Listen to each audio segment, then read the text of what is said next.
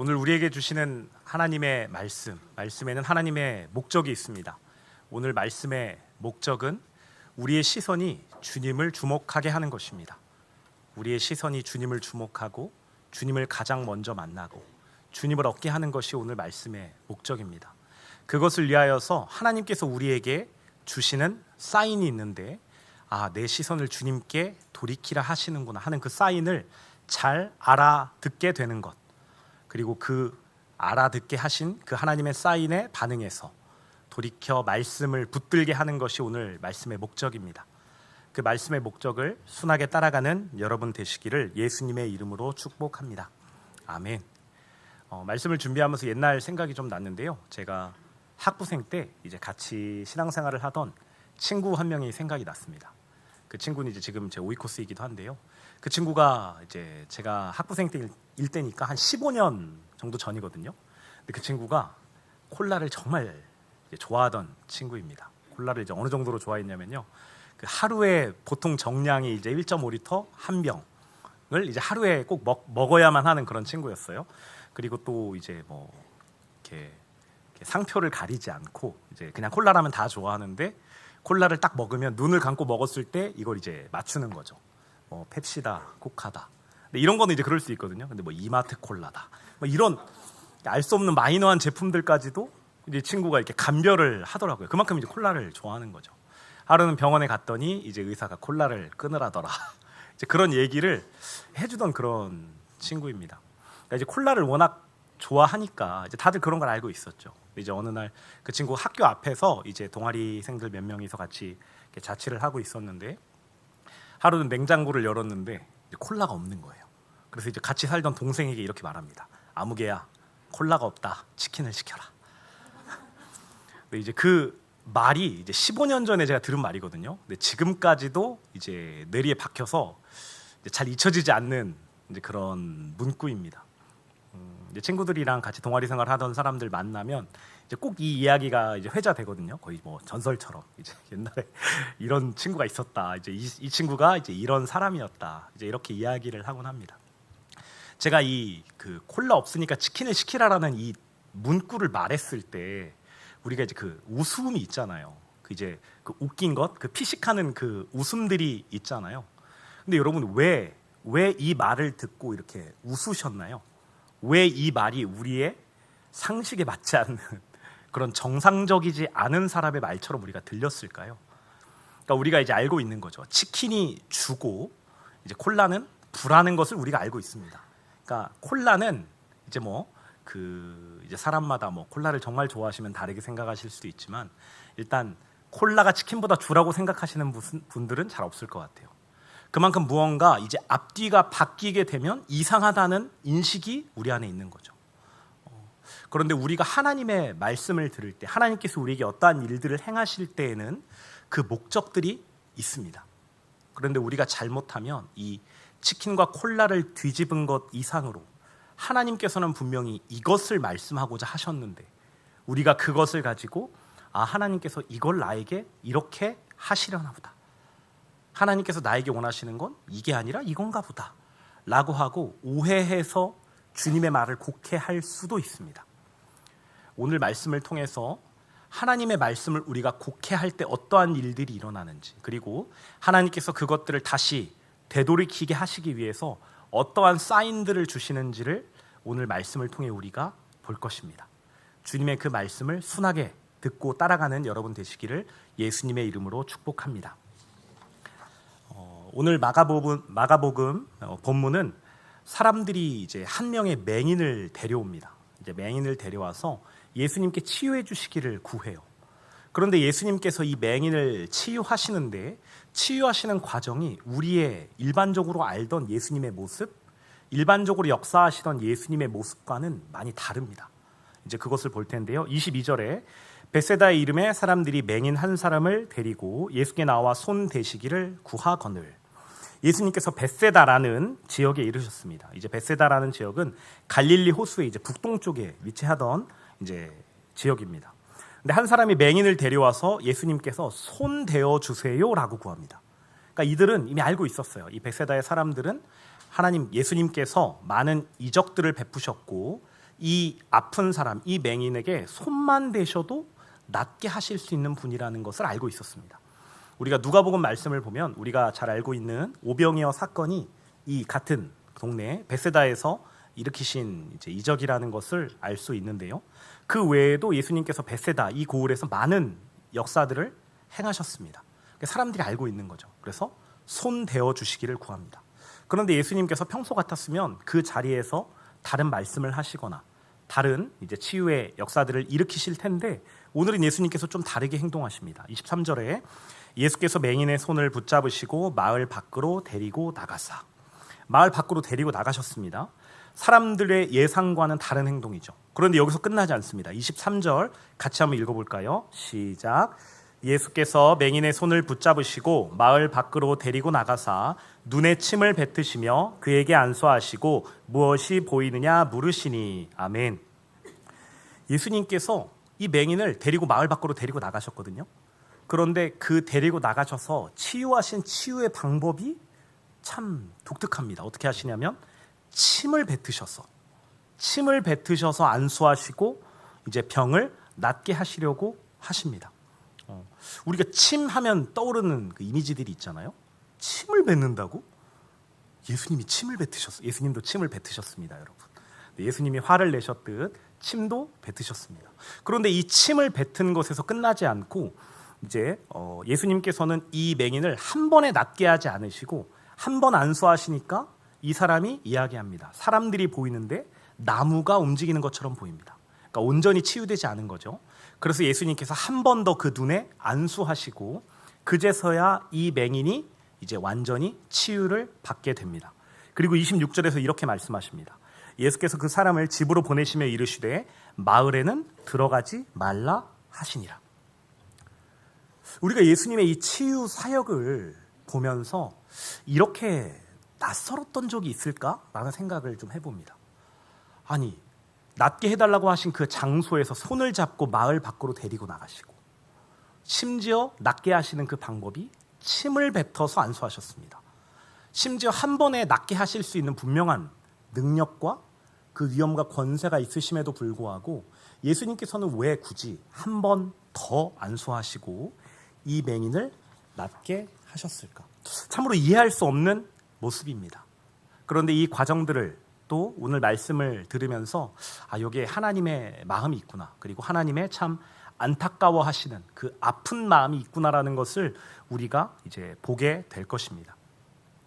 오늘 마가복음 8장을 이제 본문의 앞뒤에 그 문맥들 어떠한 일들이 있었는지를 좀 살펴보면서 보려고 하는데요. 오늘 이 말씀의 배경인 베세다라는 고을에서 오병이어 사건이 이제 있었던 곳이라는 것을 말씀을 드렸습니다. 그런데 마가복음 8장 2절로 한번 가볼까요? 2절 3절에 예수님께서 칠병이어의 또 이적을 이제 보이십니다. 2절 내가 무리를 불쌍히 여기노라 그들이 나와 함께 있은지 이미 사흘이 지났으나 먹을 것이 없도다. 만일 내가 그들을 굶겨 집으로 보내면 길에서 기진하리라. 그 중에는 멀리서 온 사람들도 있느니라. 그러니까 예수님께서는 이들을 불쌍히 여기셨습니다. 그리고 이제 7개의 떡 그리고 2마리의 물고기에 축사하시고 이제 제자들에게 나누라 말씀하십니다. 그래서 이제 많은 광주리를 거두고 이들을 배불리 먹였죠. 아마 이 베세다의 이제 이 칠병이어 사건은 베세다에서 일어난 사건은 아니지만 이 당시에 예수님의 인기는 정말 하늘 모르고 치솟았을 것입니다. 와, 이 메시아, 이 그리스도라고 하는 이 예수를 따라가니까 물고기, 떡 몇 개 있지도 않은 그 상황에서 이 많은 수천 명의 사람들, 여기서는 4천 명의 사람들을 먹이고 또 남았더라. 정말 엄청난 이제 사건이죠. 그런데 예수님의 반응이 그들의 기대와는 달랐습니다. 이제 9절에 예수께서 그들을 흩어보내시고 10절 곧 제자들과 함께 배에 오르사 달마누다 지방으로 가시니라. 예수님께서는 이들이 자신을 따르려 하는 그 모습, 자신을 높이려 하는 그 상황에서 그대로 이들을 흩어버리시고 자신은 그 갈릴리 호수 반대쪽 서편에 있는 달마누다 지방으로 급히 건너가십니다. 그런데 이제 거기서 끝이 아니에요. 달마누다 지방으로 갔더니 이번엔 바리새인들이 나와서 예수님을 맞이하고 예수님을 이제 공격합니다. 이제 11절에 바리새인들이 나와서 예수를 힐난하며 그를 시험하여 하늘로부터 오는 표적을 구하거늘 12절 예수께서 마음속으로 깊이 탄식하시며 이르시되 어찌하여 이 세대가 표적을 구하느냐 내가 진실로 너희에게 이르노니 이 세대에 표적을 주지 아니하리라 하시고. 아멘. 바리새인들이 이 예수님에게 찾아와서 하늘로부터 오는 표적을 보여봐라, 우리에게 표적을 보이라라고 요구합니다. 그랬더니 예수님께서 탄식하시며 어찌하여 이들뿐 아니라 이 세대가 표적을 구하느냐. 예수님께서 탄식하십니다. 표적이 다른 것이 아니죠. 지금까지 예수님이 하셨던 모든 역사들이 다 표적들이었습니다. 오병이어의 사건, 칠병이어의 사건, 병자를 일으키시고 가르치시고 많은 이적들을 일으키신 그 모든 사건들이 다 하나님께 받은 그 예수님의 표적들이었어요. 그런데 이 표적을 지금까지 계속 보여주셨음에도 불구하고 사람들이 그 표적을 구하기 시작하니까 어찌 이 세대가 표적을 구하느냐 탄식하셨다라고 말씀하십니다. 예수님께서는 오병이어 사건을 통해서 또 칠병이어 사건을 통해서 많은 주님의 마음을 또 보여주십니다. 주님을 따라가는 자에게 그 음식이 이제 허락된다라는 그 마음, 주님을 따라가면 그 문제에 대해서 어떠한 어려움에 대해서 극복하게 해주시는, 해결해 주시는 주님의 마음도 분명히 있습니다. 그걸 실제 이 오병이어 사건을 통해서, 칠병이어 사건을 통해서 이들이 경험한 것도 사실이에요. 그러나 예수님께서는 그 사건을 통해서 이들이 그 표적 자체에 주목하기를 원치 않으셨습니다. 이 표적을 통하여서 하나님의 마음과 뜻이, 예수님께서 이 땅 가운데 오신 그 목적들을 바르게 알아듣고 따라가라는 주님의 마음이 있었어요. 그런데 이들은 그것을 구하지 않습니다.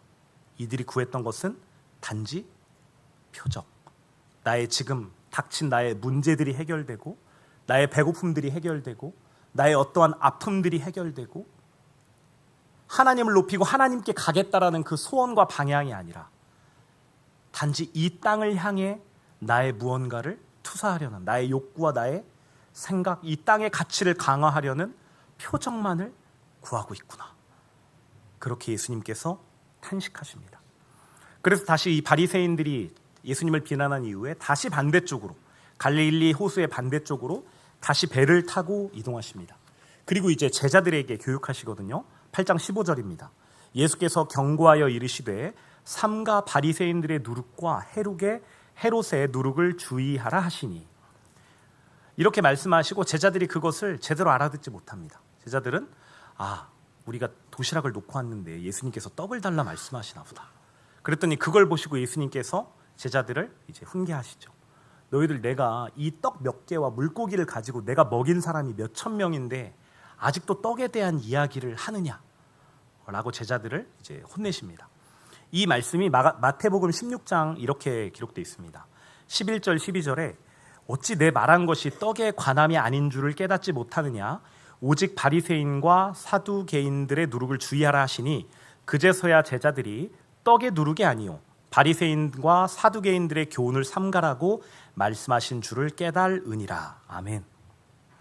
여기서 이제 헤롯의 누룩이 아니라 이제 사두개인들의 누룩이라고 하는데요. 당시 사두개인들이 헤롯과 친하게 지내던 이들입니다. 같은 정치적인 성향을 가지고 이제 친하게 지내던 이들이어서 이렇게 바꿔서 표현한 것 같아요. 이렇게 바리새인들은 자신들의 무언가를 위해서 그 율법 학자로서의 그 권위와 사람들의 인기와 자신의 자리를 공고하게 하기 위해서 하나님의 말씀을 이용했습니다. 이 사두개인들도, 이 헤롯도 자신의 정치적인 그 권세와 안녕, 그 힘을 위하여서 하나님의 말씀을 이용하고 하나님을 잘 섬김으로 내가 복을 받아 누리는 것에 초점이 가 있었습니다. 그래서 예수님께서 이 맥락 가운데 이 칠병이어 기적, 그리고 사람들이 자신에게 표적을 구하는 그 상황에 통탄하시면서 제자들에게 지금 교육하고 계시는 거죠. 너희들이 지금 조심해야 할 것은 바리새인들과 헤롯의 누룩이다. 그들의 가르침이다. 이 세대가 표적을 구하는 것은 나의 표적을 보고 그냥 그저 배부른 까닭이고 나 자체를 하나님을 향하는 그 시선이 아니구나. 너희들의 이 가르침에, 이 교훈에 너희들이 영향을 받아서는 안 된다라고 지금 말씀하고 계십니다. 누가복음 10장에서는 오늘 말씀의 배경인 벳세다에 대해서 이렇게 말씀하시는데요. 누가복음 10장 13절에 화 있을진저 고라시나 화 있을진저 벳세다야 너희에게 행한 모든 권능을 두로와 시돈에서 행하였더라면 그들이 벌써 베옷을 입고 제에 앉아 회개하였으리라. 예수님께서는 직접 언급하여 말씀하십니다. 이 벳세다에서 이룬 이 역사를 만약에 멸망했던 소돔과 고모라에서 행했다면 그 성읍이 아직까지 남아있을 거야.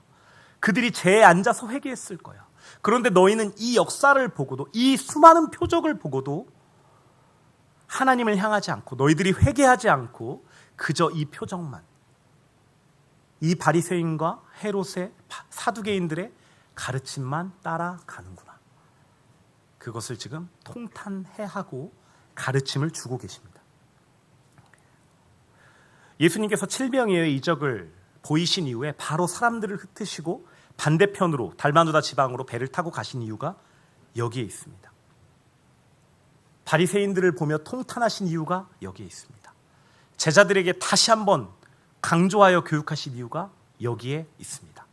이 세상을, 이 땅을 향한 그 시선을 회개하고 나의 역사, 나의 이적을 통해서 너희가 해야 할 것은 너희의 시선이 하나님을 보는 것이다. 그 문제 해결이 아니라 그 표대, 그 표적이 아니라 하나님을 주목하는 것이 바로 나의 마음이다 말씀해 주십니다. 이 마음이 여러분들에게 순하게 임하시기를 예수님의 이름으로 축복합니다. 아멘. 오늘 이 지식을 가지고 오늘 말씀을 보면 이제 하나님의 마음이 보이기 시작합니다. 오늘 본문, 왜 예수님은 벳세다의 맹인을 데리고 마을 밖으로 이끌어 가셨을까요? 이 벳세다라는 고을은 이미 예수님께서 많은 이적을 행하신 곳입니다. 그렇다는 얘기는 이미 이곳에는 그 표적을 구하고 하나님 자체가 아니라, 하나님을 주목함이 아니라 단지 예수님이 오시면 우리가 배부르고 우리의 문제가 해결되고 병이 나을 수 있어라는 이 땅의 가치가 가득한 상태였어요.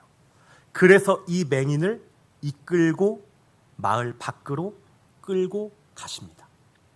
거기서 끝나지 않죠. 예수님께서는 이들의 기대와는 다르게 침을 뱉어서 치료하십니다.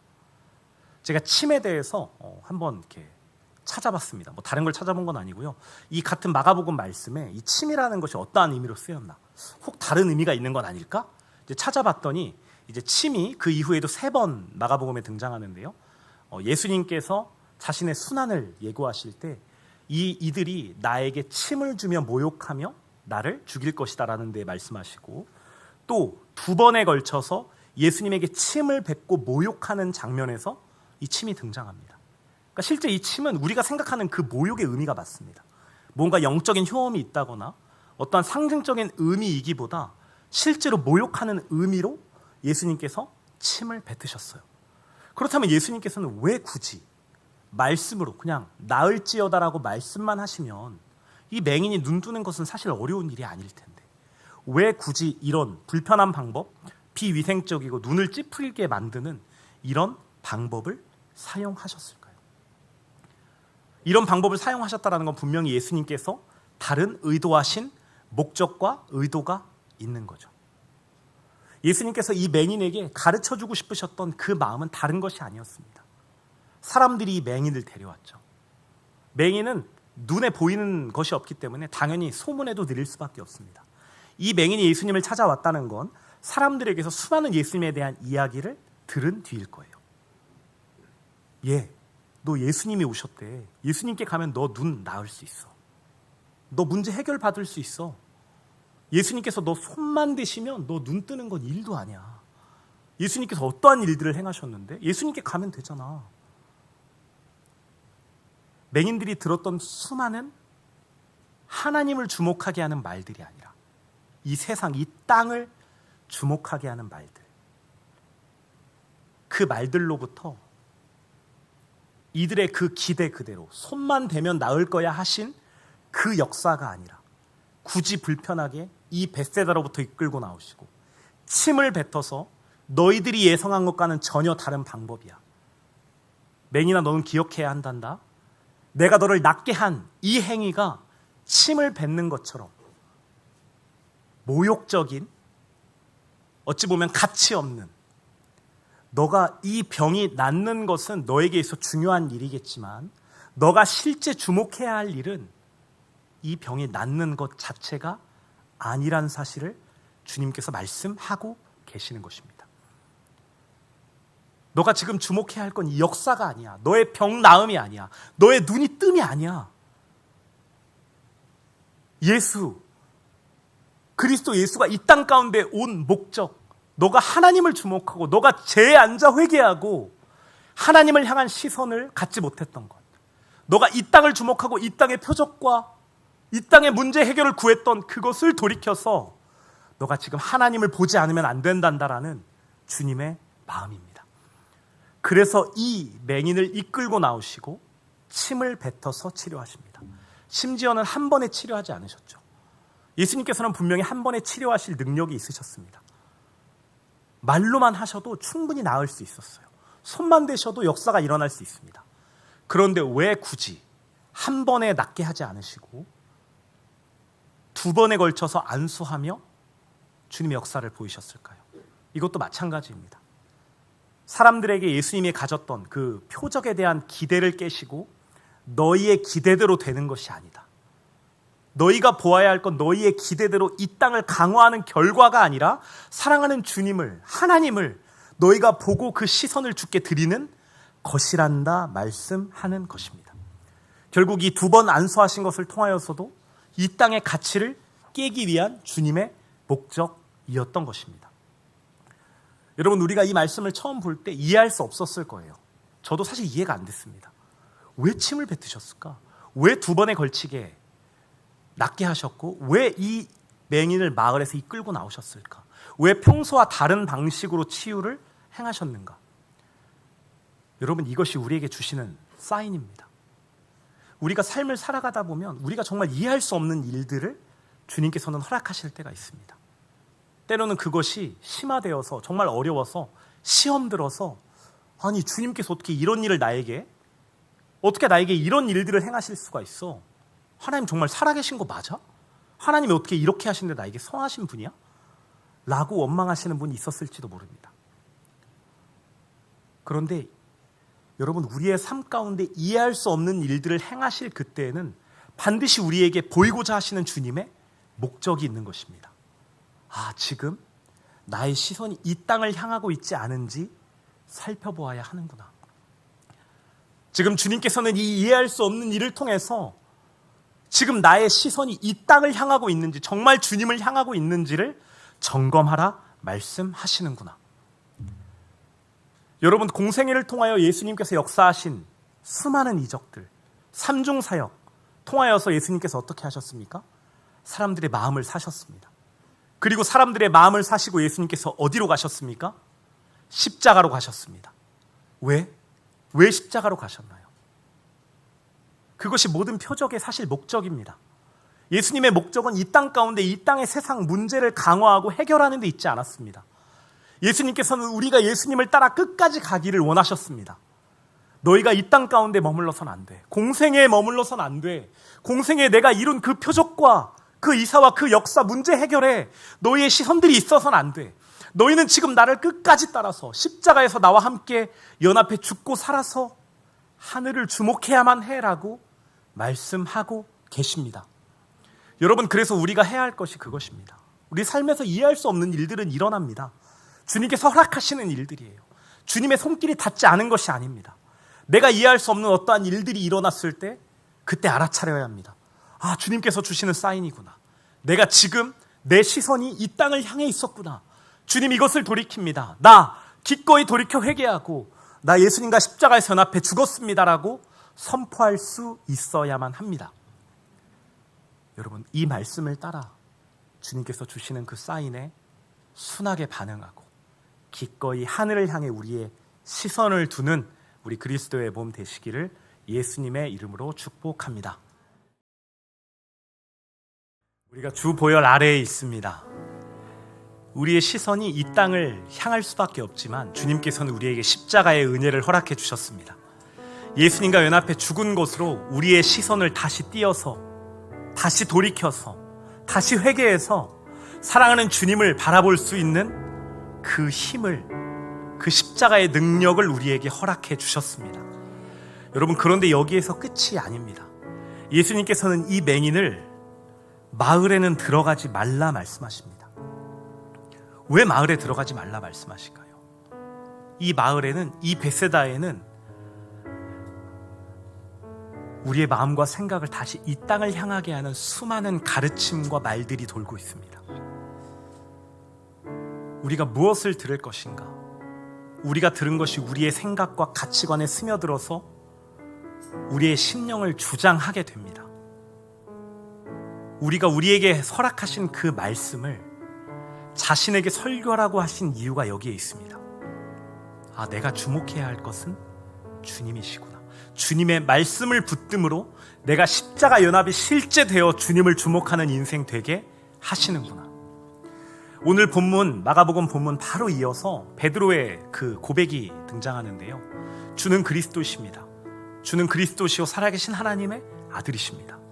그 고백한 이후에 예수님께서 자신이 고난 받을 것을 처음으로 제자들에게 말씀하십니다. 내가 이렇게 고난을 받을 거야. 내가 이렇게 멸시받고 버림받아 죽고 내가 3일 뒤에 부활할 거야. 그 말을 들은 베드로가 그 믿음의 고백을 한 직후임에도 불구하고 결코 그럴 수 없습니다라고 예수님을 붙들고 항변합니다. 예수님께서 뭐라고 하십니까? 사단아, 내 뒤로 물러가라. 너가 하늘의 일을 생각하지 않고 하나님의 일을 생각하지 않고 사람의 일을 구하는도다라고 말씀하십니다. 베드로 또한 이 시선이 있었던 것입니다. 이 땅을 향한 시선, 그 가치가 스며들어서 예수님께서 그리스도로 오셨으니 이 땅 가운데 무언가를 이루셔야지요라는 생각이 있었던 것입니다. 그래서 이어서 하나님께서 이렇게 말씀하십니다. 무리와 제자들을 불러 이르시되 누구든지 나를 따라오려거든 자기를 부인하고 자기 십자가를 지고 나를 따를 것이니라. 아멘. 이게 마가복음 8장 34절에 오늘 읽은 본문 바로 다음 단락에 있는 예수님의 말씀입니다. 여러분, 우리에게 자기 십자가를 지라 말씀해 주셨습니다. 예수님과 연합해 십자가에서 죽은 것을 통해서 우리의 시선을 다시 돌이켜 하나님을 주목할 수 있는 인생으로 우리를 불러주셨습니다. 그 은혜 우리가 꼭 같이 누리고 나누고 세상 가치를 강화하는 말이 아니라 우리 기꺼이 말씀을 나누고 말씀을 붙들고 따라가는 우리 한 사람 한 사람 되기를 소원합니다. 우리 시간 이 마음을 가지고 함께 기도하기 원합니다. 내가 주목하는 것을 돌이켜 십자가 연합을 선포하겠습니다. 그리고 삶에서 주님께서 주시는 그 사인을 내가 잘 알아듣게 해주세요. 기꺼이 내 시선을 돌이켜 하늘을 보고 싶습니다라는 소원 주님께 올려드리기 원합니다. 또 우리 같이 기도할 것은 오늘 은성교회 말씀을 전하시는 목사님을 중보하고 그 자리 가운데 오늘부터 수요일, 금요일까지 3일간 말씀 선포하시는데 주님의 은혜가 그 자리 가운데 주님의 그 생명이 흐르도록 우리 함께 기도하기 원합니다. 이 시간 우리 주여 한번 크게 부르고 함께 기도하도록 하겠습니다. 주여! 하나님 사랑합니다. 우리 정말 주님을 얻고 싶습니다. 주님을 가장 먼저 만나고 주님을 더 사랑해서 주님의 말씀 기꺼이 듣고 따라가고 싶습니다. 주님, 이 소원 받아 주옵소서. 그것을 위해 우리에게 십자가의 은혜를 허락해 주셨습니다. 예, 주님, 우리 예수님과 연합해 십자가에서 죽었습니다. 실제된 은혜 더하여 주옵소서.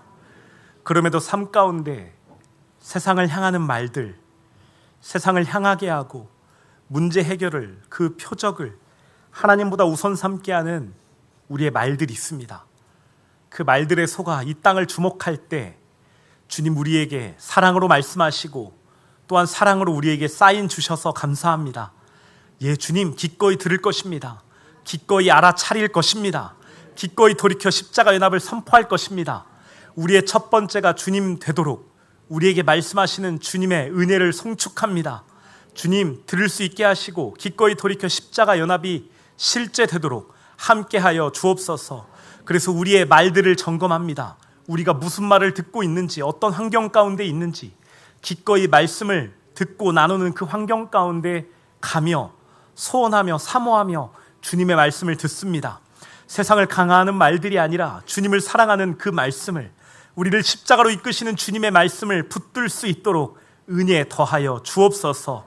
예, 주님, 그 은혜를 구합니다. 주님, 오늘부터 수요 3일간 은성교회에서 말씀 전하시는 우리 아침 목사님을 주님께 의탁합니다. 주님의 은혜로 덧입혀 주시고 주님의 말씀 십자가 생명이 힘있게 흐를 수 있도록 함께하여 주옵소서. 예수 그리스도의 능력의 보혈을, 치료의 보혈을, 속죄의 보혈을, 저주를 끊으시고 수치를 담당한 보혈을 우리의 모든 마음과 생각 가운데, 우리의 모든 삶의 처소와 주님께서 쌓인 주시는 그 모든 곳곳에 그리스도의 보혈을 쏟아 붓노라. 목사님께서 말씀을 전하시고 그 십자가의 생명이 흐르는 모든 곳 가운데 그리스도의 보혈을 쏟아 붓노라. 그 누구도 손도 대지 못할지어다. 그 어떠한 세력도 말씀을 대적하여 땅을 강화할 수 없음을 예수님의 이름으로 선포하노라. 주여 함께하여 주옵소서. 주님, 감사하고 사랑합니다. 감사드리며 사랑하는 예수님 이름 받들어 기도드립니다. 아멘.